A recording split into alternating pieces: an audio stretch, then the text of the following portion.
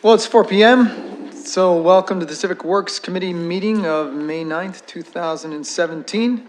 I'll call the meeting to order and look to my colleagues for disclosures of pecuniary interest.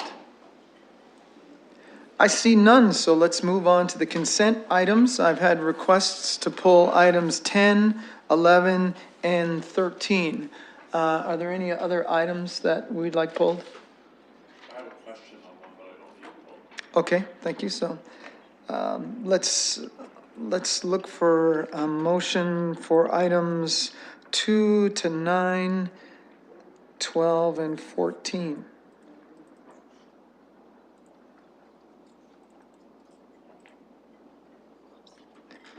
Oh, Kelly has a question. And I think we need to pull 5 as well. Kelly has a question. Yes, we do. Okay. Okay, just let me put this up for you. All right. 2 to 4, 6 to 9, 12, and 14. All right. Got it.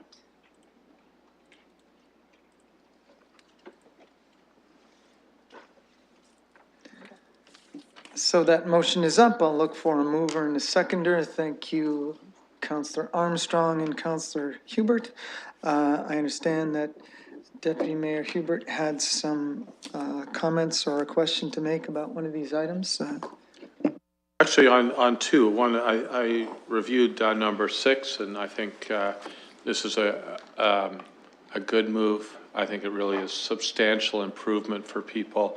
It helps them helps everybody, not just those who are hooked, but those who are unhooked to the system. It increases our capacity. It's all good, and provides some security to folks in terms of, I mean, even the power pack piece is really interesting, which I hadn't really paid much attention to before, but if the power fails and your sump pump doesn't work, that's a bit of an issue. So I think that's a good one. So I do have my question is actually on the Hyde Park Road closing. It's a bit of a tongue-in-cheek question. So for how long will Hyde Park be closed? And what will be the traffic mitigation measures that are in place there? Through the chair, Councillor, it will be closed forever, and we don't believe mitigation is required. Just a little piece, because sometimes when people hear we're closing the road, they think that all hell is going to break loose in terms of traffic, and they won't be able to move around the city. So glad to hear that traffic will be flowing very well on our beautiful $35 million Hyde Park Road. Any other comments about these items? Councillor Usher. May I just ask a question about item number 6? Yes. The way I read this is that with a sump pump that qualifies in a person's home, an existing home, they could get a grant, which means free money up to 90%, and they could get a loan for the remaining that they could pay out over 10 years. Could you correct me if that's I believe that's inaccurate? correct. So the loan would be put on the taxes, interest-free, paid over 10 years for the final 10%. And Mr. Chair, I know that in the past they've had a little pamphlet describing this. I get a lot of questions with respect to this all the time. It would be very helpful if I know that I could give them a pamphlet rather than referring them to the internet, because sometimes people don't have computers to go to the internet. So I just want to, do we still have that pamphlet through you, Mr. Chair? Thank you. I'll go to staff and see if we've got printed materials that describe this, or perhaps are we going to be creating printed materials that will describe the new program?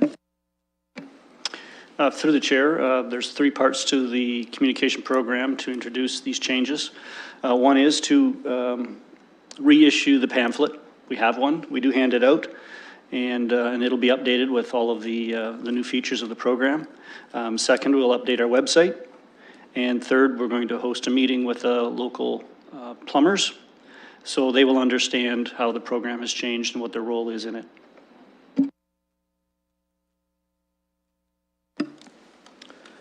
Thank you. Any other questions or comments? Seeing none, let's call that question. Opening the vote. Closing the vote. Motion passed 4-0. Right, let's move on to item number 5. I think there's a referral that's required here, but I'll go to staff for a description. To the chair, yes, we will ask you to refer back Part B, because upon review of the implications of changing a definition, we're in fact taking, making a change in the rates to be recovered from a customer class, of which there's 2 contractors, but it does affect them, and that does require us to notify them, as well as having a public participation meeting on it. So if you can refer that back to us, we will take care of that business. The Part A does stand alone. It's a change to a different bylaw, and it doesn't require a public participation meeting. Okay, thank you. All right. And perhaps if I may, from the chair, just to ask a question about a definition change for leachate. Is that the one that's you're being referred to, that we have to send back to we need a participation meeting for? Mr. Chair, yes, that is the one. And are we able also to, would it require, it's because the price is going to change, is that why it's required? Are we able to put I'm not sure I like the changing the definition of leachate. That seems like a very specific thing. Is it possible to simply include this as another item, or say leachate or portable toilet wastes? Mr. Chairman, that's actually something that we'll be doing. We'll be adding a 3rd category and just giving it the same pricing as leachate, but it requires changes to another part of the same bylaw, but again, it's just definitions and wording. Thank you very much. So that motion is up. The motion is not up. Sorry.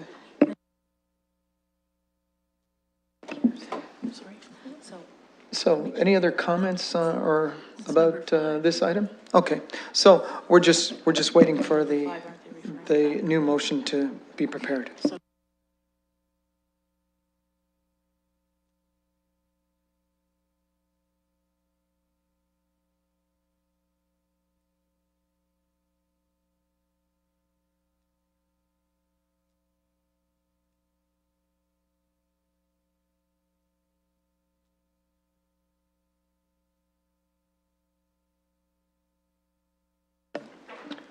Okay, so that has been moved and seconded. Thank you, Deputy Mayor Hubert and Councillor Armstrong. If there's no further debate, let's call that question. Opening the vote. Closing the vote. Motion passed 4-0. Let's move on to item number 11. Councillor Squire, you called this one. I called 10 first. Sorry, I meant to say item 10. So let's look at item 10. Through you, Mr. Chair, before I approve this, you know I'm through you, Mr. Chair, I'm not a fan of single source procurement. So can you help me out as to whether you looked at any other options or just decided on past experience that this was the best? Because I note the one you're purchasing isn't the one that worked well last time, which was your 2nd lowest bid. So you're going to have to help me as to, before I'll support this, as to why single source procurement here is a good thing.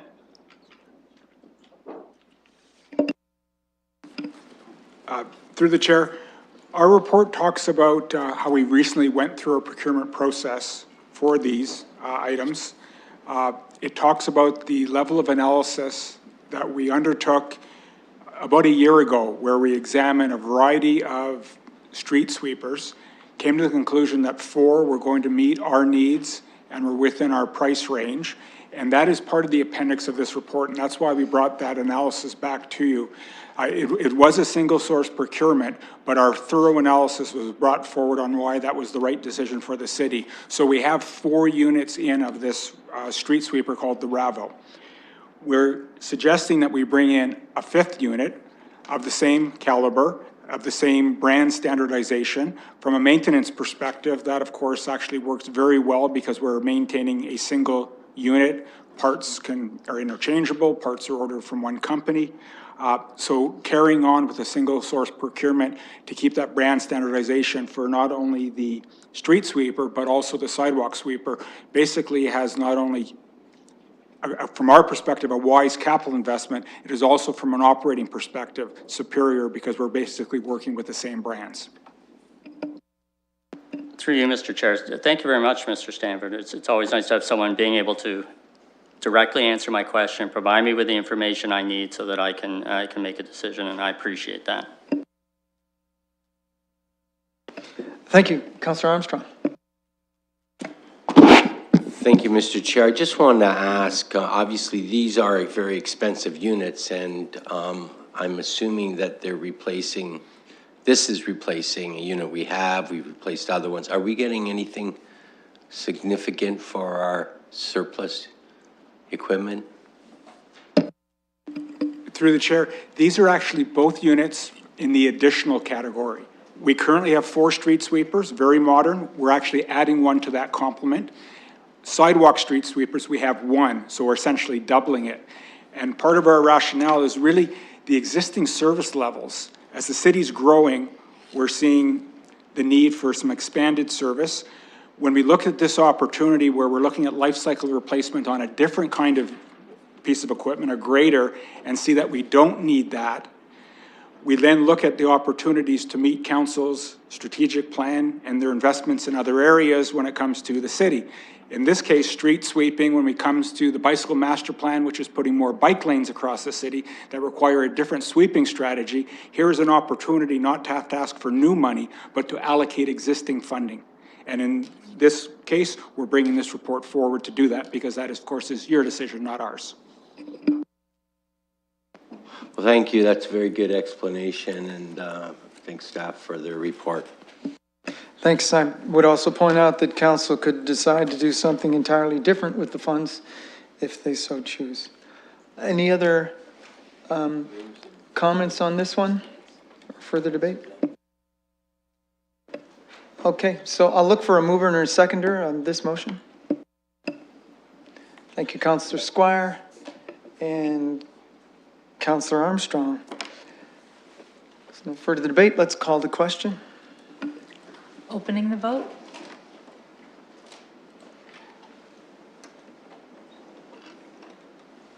Closing the vote. Motion passed 4-0.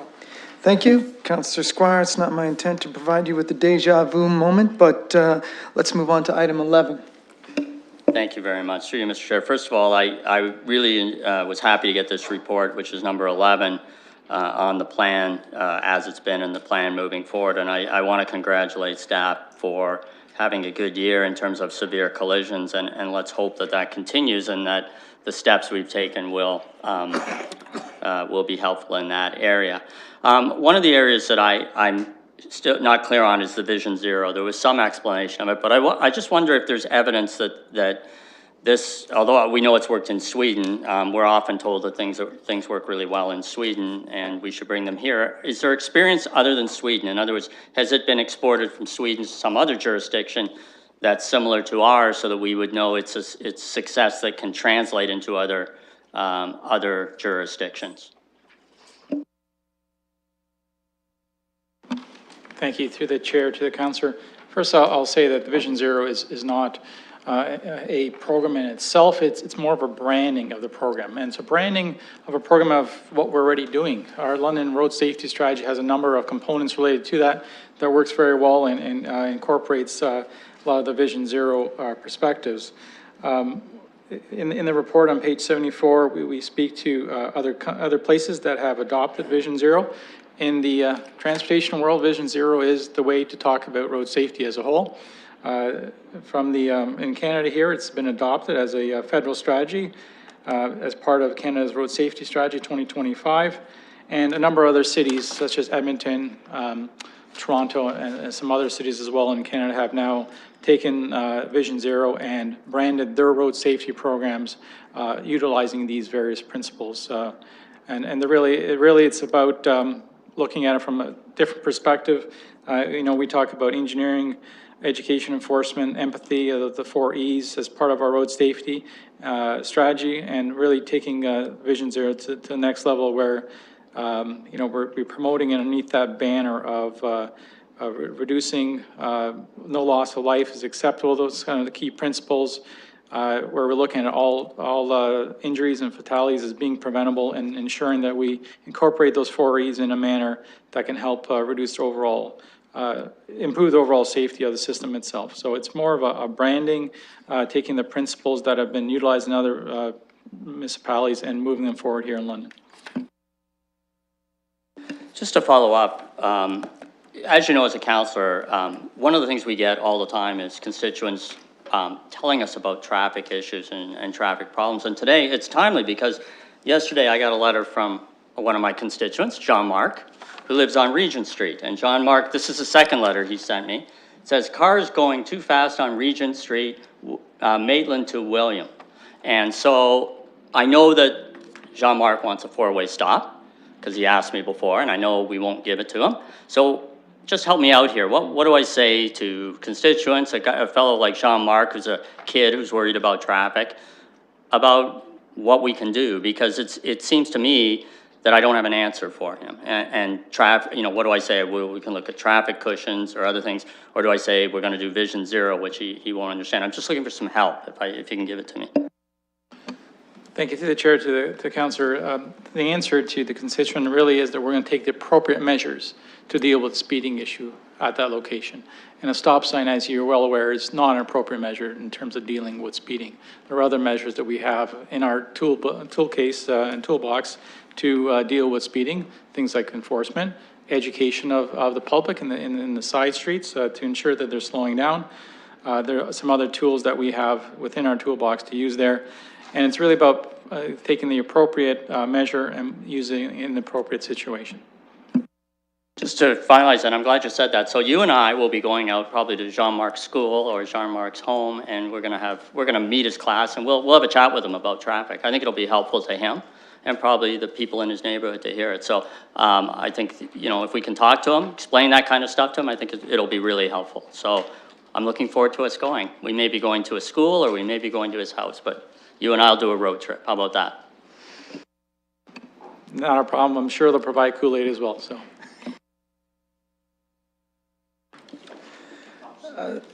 Thank you. Any other comments on item number 11? Any other suggestions for road trips? Councillor Helmer. I'm not joining in on the road trip, but thanks. I just want to say I think moving to a Vision Zero approach is frankly long overdue. I'm glad to see us really moving in this approach. I think I just got off the phone with somebody today who her daughter was hit at Queens and Ontario 20 years ago, and she was calling to complain about speeding in the exact same area, and it's an ongoing chronic problem. And I said to the resident, I said, I'm usually a very optimistic person. I got to tell you that in terms of people speeding around and driving at inappropriate speeds, this is something that is just an ongoing problem all over the city, and it really takes a culture shift to say we have to stop killing people and injuring them with motor vehicles.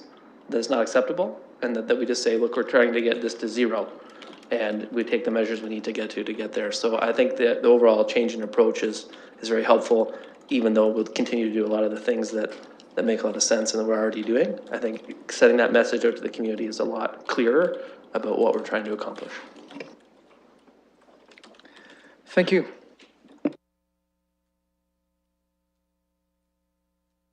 If there's no further comments, I'll look for a mover and seconder on that motion. Deputy Mayor Hubert, Councillor Armstrong. And I think we can call that question in. Opening the vote.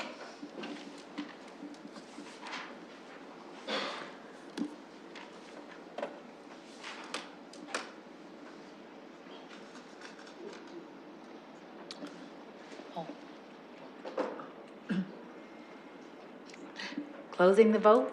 Motion passed 4-0. That takes us to item number 13, the staff report on amendments to the traffic and parking bylaw. We've got one or more corrections and I know a couple of comments. So Perhaps I'll go first to Councillor Usher. Thank you, Mr. Chair. I have a few questions. Before I get to a big one, I just want to touch bases with, I'm looking at page 114, and I'm looking at Chiddington Avenue, which is the second item from the top. And it says Chiddington Avenue, 12 meters west of Compton Crescent. Trying to figure out, I'm assuming that what this is saying is that for 12 meters, you can't have parking, but after that, you can have parking. Am I right?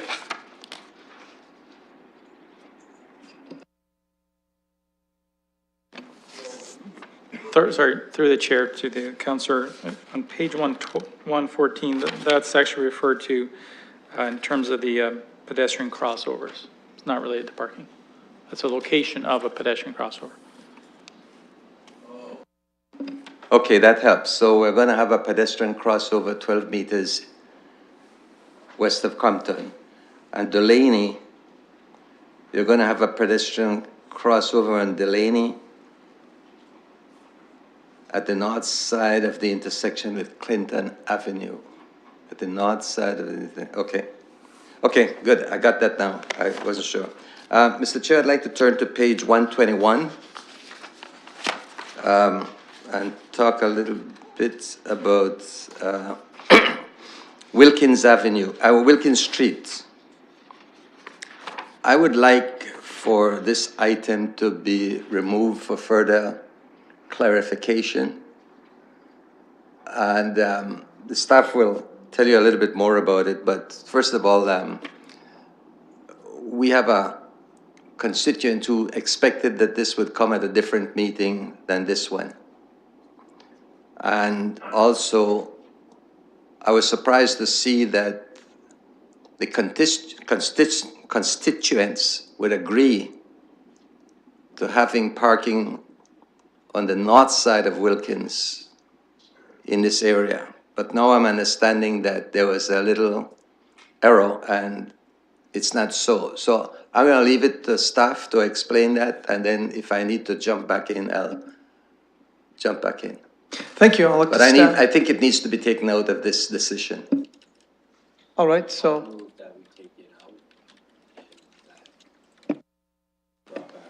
okay, so I do have Councillor Armstrong willing to move that be referred to a future meeting, but I'll go to staff for an explanation of what's happening on Wilkins Street. Thanks to the chair, to the councillor. There's a bit of an error in that one respect and related to the parking regulation changes. What we're going to ask you is to actually delete that part of the bylaw. It's actually not required, the no parking. I'm going to ask Mr. McGuire to speak to that item, but what we'd ask in terms of the bylaw, we'll come forward with a revised bylaw before council deleting this aspect of the bylaw itself. Okay, Mr. McGuire.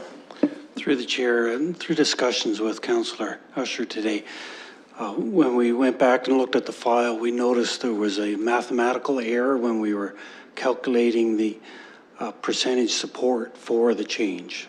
Initially, the calculation was that there was 69% of the residents supported the change. Found that error is actually 44%. So 44%, we would not have brought forward this recommendation in the first place. So there was an error, as I said, a mathematical error. So our recommendation would be to remove that section from the bylaw amendment, and we wouldn't be bringing forward a future report because there was not sufficient support from the residents. Thank you. Can I ask, just through the chair, how many residents were involved in that calculation? So through the chair, there was 13 properties surveyed, 9 valid responses came back for a 69% response rate. Somehow that got converted to a 69% support. So it was actually 4 in favor, 5 opposed of those who responded. Thank you. So I believe it's staff suggestions we simply remove this. Counselor Usher, perhaps I'll go to you for a further suggestion. Are you fine with that? So, yes, Mr. Chair, I'm fine with that, so long as we remove it. However, I'm going to ask through you for staff to communicate with the residents so that they know that, okay, this is not happening, because we have already indicated that, and that's how I learned about it, because some of them were dissatisfied. So we need to tell them that no problem, it's not going to work. Thank you very much. Staff, do you need direction for that, those communications to take place? Through the chair, we do not need direction, and we will ensure that that message is out to the residents with our apologies. Okay, thank you. So I'll look for the clerk to prepare a motion without this item, but I also believe we've got some more questions with respect to number 13. So, Councillor Armstrong. Thank you, Mr. Chair. I just want to go to that, so I understand things correctly, that diagram we were giving, and it's a PXO/D. Is that a pedestrian crossover and stop signs? Like, Perhaps we can ask staff, are all the crossovers going to be of one variety? And if so, perhaps you could describe briefly what will happen at those crossovers. Thank you through the chair to the councillor. The purpose of the briefing note was to reacquaint councillors with the types of pedestrian crossovers that we're speaking about. You may recall that we initiated this program last year in the summer, and at that time we brought forward a report that spoke to the various types of treatment we could provide at these pedestrian crossovers. It's a new type of installation that we didn't have before last year in the city. We rolled out a number of them on some lower volume, lower risk roads last year. This year we're putting quite a few of them in there. So the purpose of the briefing note really is to reacquaint you with the four different types of pedestrian crossover. And in the at the back part of that memo, it speaks to the type of PXO being a type C, type D, a type B. And at the front, it really provides you with an overview of what that is. There's at the various crossings, there will be a ladder crossing. There would be what we call the shark's teeth, where individuals would have to stop. And there would be the signage. It does not include stop signs. These are, as they are not stop control intersections, they are primarily signed with the person walking sign, and depending on the type, it may or may not have flashing lights is there as well. So we haven't installed types with flashing lights in the past. We're just starting to install them as we proceed this year. And this was to really as a bit of an overview of what the PXOs look like. These are locations where drivers must stop to pedestrians. It's now the law at these locations if there is a pedestrian in the walkway. So this is more of an educational piece for council. Thank you for that explanation. Well, I guess my problem is, and I've got on that particular street, Vancouver Street, a number of issues. Number one, I've got a school whose population, because of, I think, an impending closure of another school, may be doubling. So, and there's a real speeding problem on that street. Problem is, we did traffic calming already a number of years ago, where we widened the street at certain points, and I think this is one of the intersections, Moffat and Vancouver. So we already did traffic calming, and it didn't work, and we went to a lot of time and trouble and expense. So in this particular case, widening it out didn't work. What's happening is people are going between Trafalgar and Wavell, and they're shortcutting because they don't want to go all the way down to the next major intersection is Clark Road to go north or south, or to go north or to come south. So this is a cut-through street and a real problem. And so now we widen the street now in the fall of this year, I think it's on the list to look at putting speed bumps. And I'm going to bet you that 99% of them will want speed bumps. So now it's going to be widening the road, speed bumps, and I don't even know if that'll solve the problem. That's how bad it is there. So, and this is one particular one that I spent a lot of time looking at and watching the traffic, literally sitting there. And at times, 90% of the traffic is going from one end to the other. Okay, so this is and it even worsened when we did the roundabout, because that created more traffic on Trafalgar. So here's what I'm thinking. I'd like to see, and I know we don't like to do this, but you're gonna put a PXO there. I'd rather see a stop sign and see if that works. It can always be changed to a PXO. And maybe with the stop sign, I'm thinking that I can avoid doing the speed bumps issue in the fall. I know that that's not what you like to hear, but I've studied it quite a bit, and I think that that'll allow people to cross safely with cars stopped.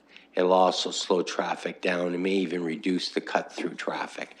But if you want to wait to the fall, put this in now, then you'll be probably putting speed bumps in the fall. There's an expense to that. And so, as I say, if this doesn't work, I'll be back to say, okay, take it out and let's go with the PXO. That's fine. But I think it'll be safer for the kids bringing the traffic to a stop there. If this was a typical street, and I have a few that other ones you're doing, I'm good with that. But I think this one warrants a stop sign. And so in any event, I'd like to move that rather than the PXO, that on that particular location, we put a stop sign. And if I'm correct, that doesn't stop us from putting the lines on the road or leaving what's already there, the signage indicating that this is a school crossing area. Those signs can still remain where they are. Am I correct? So through the chair to the councillor, first I'll start to say that this is for pedestrian crossings. This is not traffic calming. This is a device not meant to be installed as part of traffic calming. And neither is a stop sign. A stop sign is not traffic calming. I think that we made that very clear in the council-approved policy that we don't utilize stop signs for traffic calming. So if the concern here is related to speeding, there's a separate process. We'll look at that through the traffic calming procedures and policies. If you would like us to look at a stop sign here, I would suggest that you refer this back to staff so we can report back to you on is there a stop sign warrant at this location? What is the best appropriate measure to put in place in terms of having pedestrians cross? But I don't want to mix the two issues. This is about pedestrian crossings. This isn't traffic calming.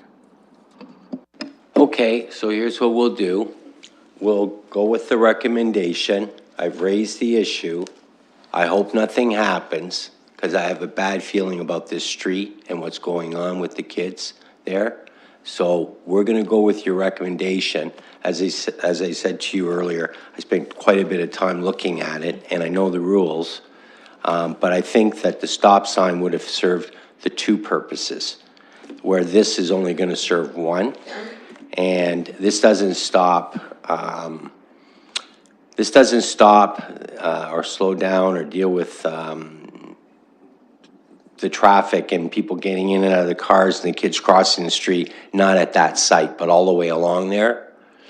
So I'm trying to see if there's something that might work.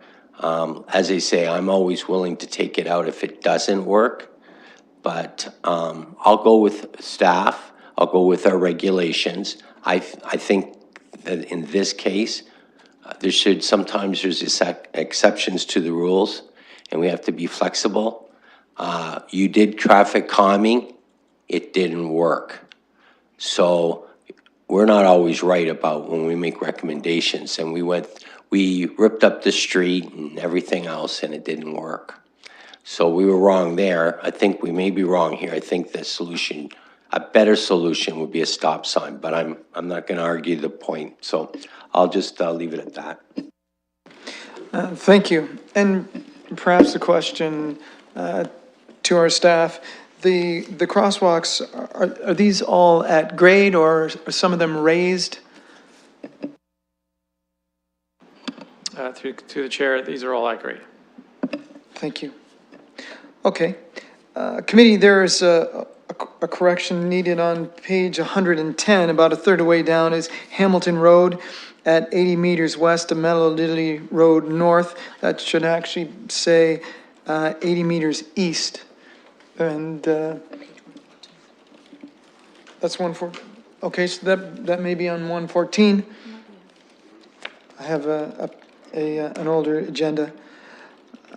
So, and if I may ask a question to staff, that the location of that crosswalk, is that, there's a present pedestrian crossing there now.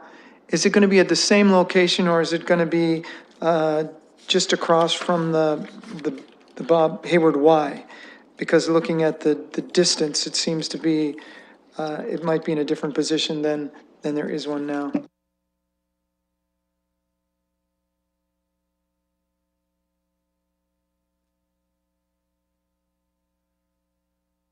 And through the chair, the PXO will be located at the same location as the crossing is today at the school. Thank you. So are there any other comments or questions about this item number 13? Okay. So I see the item's been moved and seconded. Thank you, Deputy Mayor Hubert, Councillor Armstrong. Seeing no further debate, let's call the question. Opening the vote. Closing the vote. Motion passed, 4-0.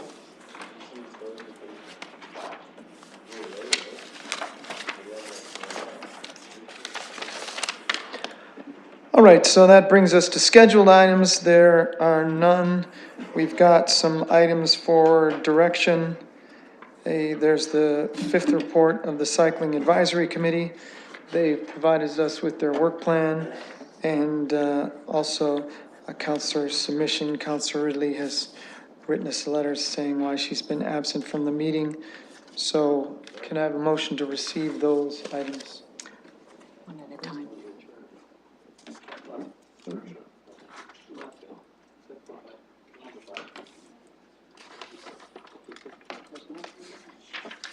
Item 15. Is up. Okay, so we'll start with item 15.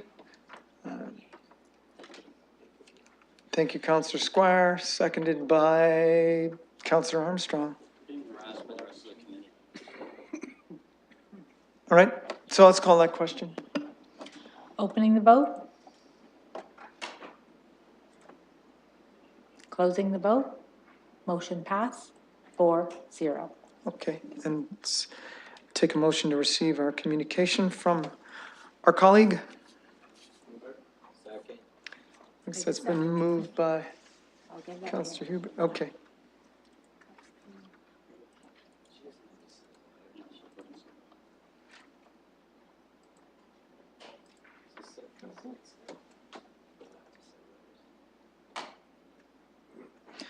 Okay, that's been moved and seconded.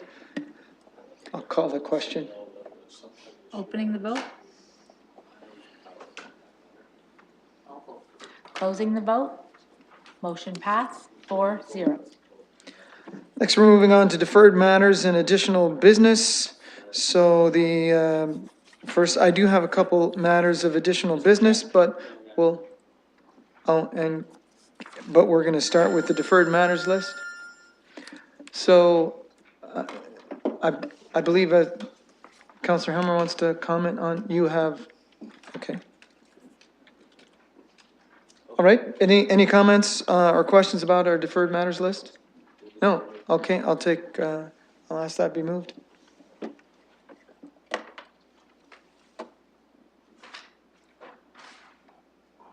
Opening the vote. Closing the vote. Motion passed. 4-0. Okay, thank you. At this point, I had a couple other items. I'm going to ask my vice chair to take over for me, or here or there. Is that may be the most convenient, then we're able to actually move. Thank you. So the first item I'd like to move is one regarding the Highbury, the bridge over the Thames River on the Highbury extension. It's a place where we seem to get a lot of pooling of water, and there seems to be a dangerous condition there that I regularly get complaints about. And most recently, in this last rainfall, somebody's driving over there beside another vehicle, and they're just the spray filled their windshield, they couldn't see, and so I think we've got to do a little more work on that. So I'm gonna ask that we move that staff look at the drainage on that item, and this is one that I believe I've sent you a copy, and the clerk has prepared.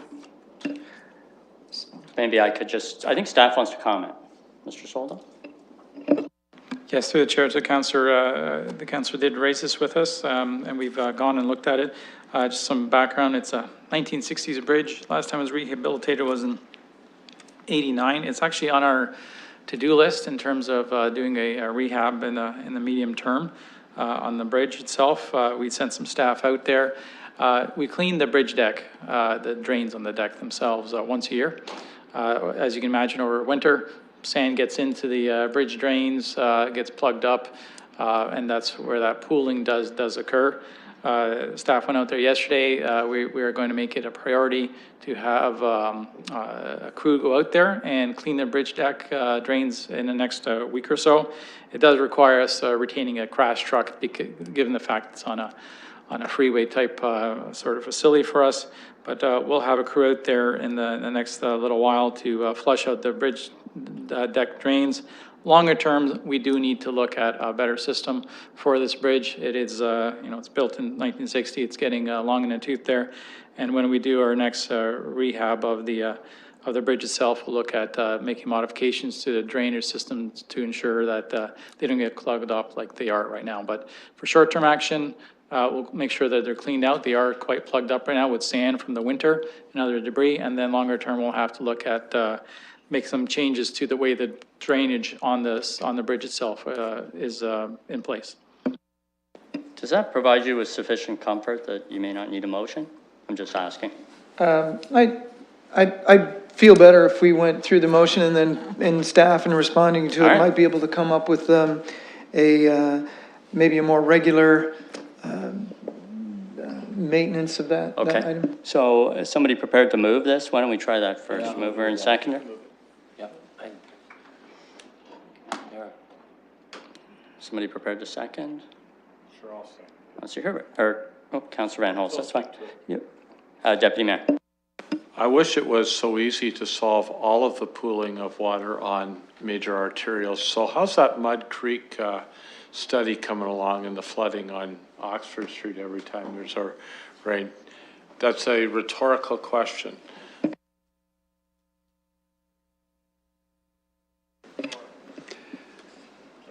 Through the chair, I'll just speak a little bit to the Mud Creek EA. We actually have we have some great news that it will be coming forward. The EA report will be coming forward to possibly, I believe it's the next report. Shauna's not here, but she's been doing a very great job closing that work off, and you'll see a report very soon. I've been holding my breath so long for that EA that I'm 17 years. Any other comments on the motion? No. Call the question. I have a deferred thing too. Oh, all right. Okay, I'll turn it back over to the chair. He had another matter.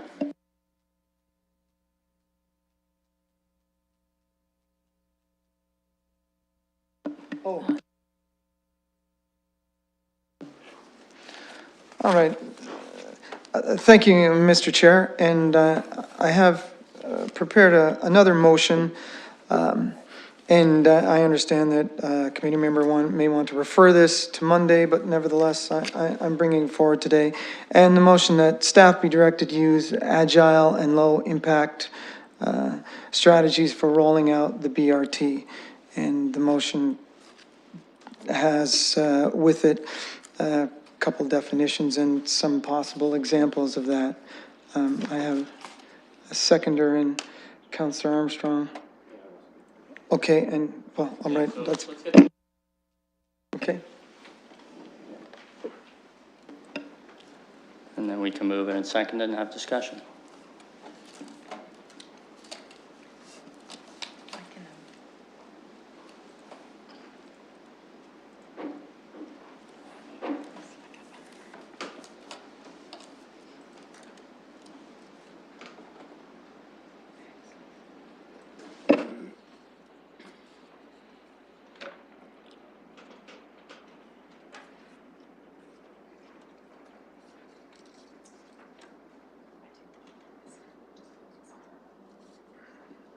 Is that the motion in its entirety? That's not what I saw. Mr. Chair, I did include some examples of what that might be. And I can send it electronically to everyone as well, because I have it. Okay. All right, so we need a mover and a seconder, first of all. You got to press a Well, button. I will move that.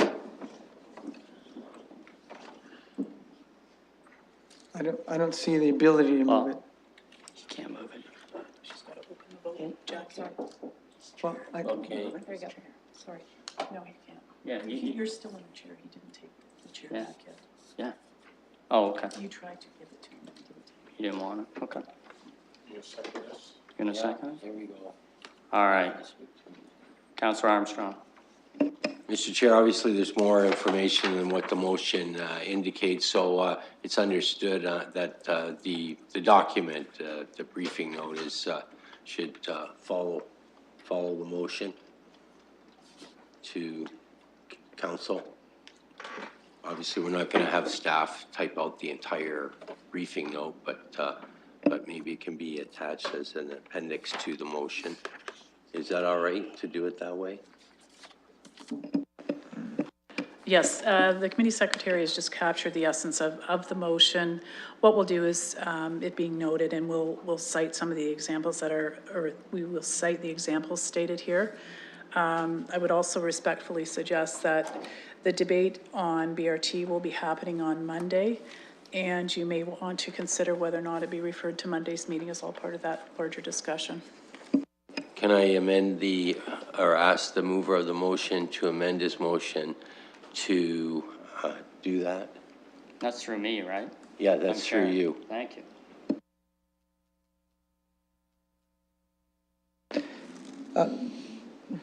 That's fine. But I note that Deputy Mayor Hubert might prefer a different destination. Yeah, I mean, we're all, you know, I think the whole city is sort of filled with a state of consternation over what to do with bus rapid transit. We're going to have a very long meeting on Monday night. While I'm fully aware of lean and agile type processes, and I think the councillors brought forward some good ideas that I can't even assess at this juncture. I think the appropriate referral here is not to SPPC, where we're going to have an extensive debate on routes and the next step in the process. But these things seem to me to be further down the timeline. And I think the appropriate referral here is to the Rapid Transit Implementation Group Committee at a future date, because all of these suggestions are really about rolling out. And I think rolling out is synonymous, in my view, for implementing. And Monday's meeting's about determining what and how and where in the city, we're implementing something. This is down the timeline further. So respectfully, I would suggest that, and I will move a referral of this to the Rapid Transit Implementation Group. Yeah, just from the chair, just my inclination is to refer it to Monday. It has elements that we'll be debating Monday. Just refer it to Monday in the whole debate. And I certainly wouldn't agree to pass this today as a preference. It's not fair to fellow councillors who'll be meeting Monday to discuss this.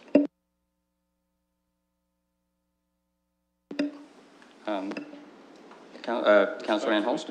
Thank you, Chair. Okay, let's do the referral then. You're moving a referral to Rapid Transit. Implementation Working Group. Okay, let's bring that up. Sure. No problem. Let's get that done first.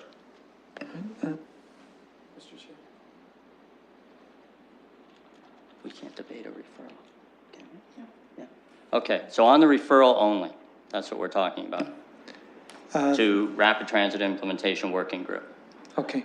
Well, Mr. Chair, through you, perhaps we could ask staff where they think the most an appropriate place would be. I think that's really up to this committee. Okay. Thank you. Sorry, I don't think that's quite fair. Deputy Mayor, let's get the referral up and then you can sum up. Just a procedure plan. Sure, go ahead. Problem is, Mr. Chair, we don't have a council meeting before Monday, so this will not be a decided matter until after Monday's meeting at council on Tuesday. Quite correct.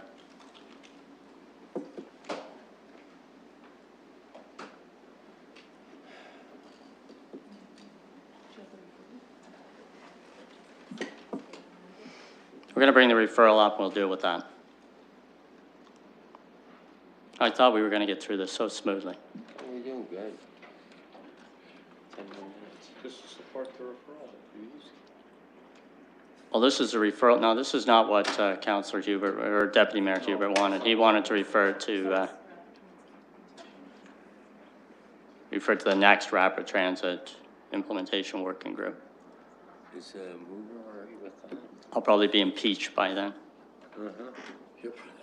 Do you think I'm joking? All right. You're nothing like that. Councillor, which one? Councillor Hubert, you wanted to, or Deputy Mayor? If I interchange, I apologize. Yeah. Do we have a seconder for this motion? Well, sorry. I'll second the motion. All right. Can we call the question? Yep. Let's go.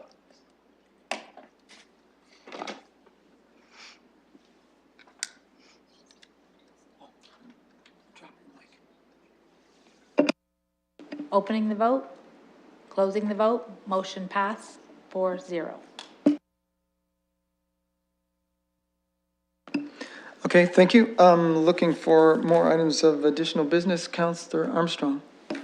Yes, thank you very much. And, you know, I don't need to hear back from staff. I just want to bring to staff's attention that on 3rd Street at the CP crossing, a few of the homes on the east side, their backyards, the basements are being flooded out because the culverts in the area, and one in particular, the CP culvert that goes across the city road, is undersized. And, you know, it's a complicated issue, but I think the thing is that homeowners really shouldn't be faced with having their basements, you know, flooded each time it rains. I've been out there with our staff and made some suggestions from layman's point of view about maybe, you know, curb cut in the road because there's no curbs to try to get the water just past a few houses to see if that'll solve the problem. But I guess since I'm not an engineer, I guess you know, I don't think people were really thinking that might work. I think it will work. So the thing is I don't like seeing people, you know, missing work, you know, so distraught. And yet today, 2-3 weeks later, there's no action plan on trying to help them. And I understand that CP is difficult to work with, but You know, I don't think it's my position that I should be calling CP, negotiating and explaining to them what's going on there and how they need to act like good corporate citizens and do the right thing. Either agree to work with us on expanding and putting in a new culvert, or get it cleaned out, blow it out, you know, whatever. There's lots of things that could be done to see if that would alleviate temporarily the problem, especially when these people all received a letter saying that we'd be going ahead with new road work, new sewers, new gutters, new sidewalks and so on, and now it's been delayed another year. So they're faced with being flooded out. And it's not much fun coming home from work and having your basement flooded with water and knowing that no one's doing anything about it. So I think we need to be a good city and help these people out. I'm sure there's records there, you know, of my involvement if you pull that up. And like I say, I think there's some temporary, very cheap, quick things that we could do to just try to see if we can change the flows. Because I don't think our water should be flowing off our road, onto a sidewalk, down driveways, into their basements and their backyards. Somehow I think that maybe when, you know, some suggestions are made that people should, you know, think outside the box and think about getting the water past their house and not in their house. So I'll leave it at that. Thank you. I don't think we need a response from staff. Councillor Helmer. Thank you. I have a question, and I'm hoping our staff can speak to it. I know that there are a lot of questions that came up at the public meeting, and we're going to be updating the website with information there. One that is coming up so frequently that I think we need to get the information out there as soon as possible is the question about relocating the train tracks and whether that's feasible, whether we've talked to the railways about that. I know it's related to the rapid transit project, but it's something that's obviously been an issue from a transportation perspective for, you know, over 100 years. I wonder if our staff could just speak to what discussions we've had with the railways, what's involved there, and what we're talking about in terms of order of magnitude cost of that kind of idea. Okay, I'll go to staff and see if they have a response. Thank you to the chair, to the councillor. The issue of relocation of the rail lines, both CN and CP, have been something that, you know, as a city, we have looked at in the past on numerous occasions. There are studies done in the 60s to move the rail lines. About 10 years ago, there was a lot of internal work where we dealt with both CN and CP about that potential. Most recently, last fall, we sat down with both CN and CP prior to making a large amount of investments that we're looking at on the CP line, being on Warrencliffe and potentially on Richmond and then at Adelaide. We wanted to ensure ourselves that they had no plans of anytime soon leaving the city or any potential to actually move the rail lines. So we did get a response from CP, which I can forward to individuals, a letter which basically states that they're not planning on moving anytime soon, and there is a process for moving rail lines. It's not an easy one. There has to be work undertaken to determine an appropriate route. There's the issue of cost, not only the capital cost, but also the issue related to operating, because if you're making their trains run longer, there's an operating impact to them. And then there's the whole issue of someone needs to take the rail line. So if it's not within the city, it has to be in our neighboring municipalities, and I believe we have quite a bit of history in terms of trying to put our own infrastructure in someone else's municipality, and I'm specifically referring to the Ring Road in the past. So there is no location to move the rail line to the north of the city. We would have to work with not only the province and the federal government, but also our surrounding municipalities to do something like that. So while there is a process, it's a very complicated process, and the prospect of actually accomplishing that is well, next to nil, for lack of a better word. The cost I can't speak to, but it would be in the billions of dollars to move a rail line. So if the councillor so requests, I can provide him a copy of the letter and the rest of the committee as well that we got from CP related to this matter. Deputy Mayor Hubert. I think it'd be very worthwhile for that to be on the FAQ on the website and to get it out there, because quite frankly, I'm tired of answering the question over and over again. And so the more that we can do to, no pun intended, flush out those kinds of details, and, you know, people bring it up to us like they think it's never crossed our mind before, is somewhat frustrating. You know, anyhow, I'll just stop there before I get really sarcastic. Thank you, and perhaps for adding items to the FAQ, one of the other considerations was twinning their lines, so I think someone is hoping there was a way that CN and CP could share the same corridor, and that would free up another one, so a comment to that. But there are, we're getting a lot of suggestions coming into the councilors for what to do, and some of them are very, some less polite than others, but we're certainly our goal to work through it all. Thank you. Councillor Helmer, any other questions, staff? So I have, staff. I have a motion for adjournment. I think that's in order at this point. So all in favor? Thank you. All right.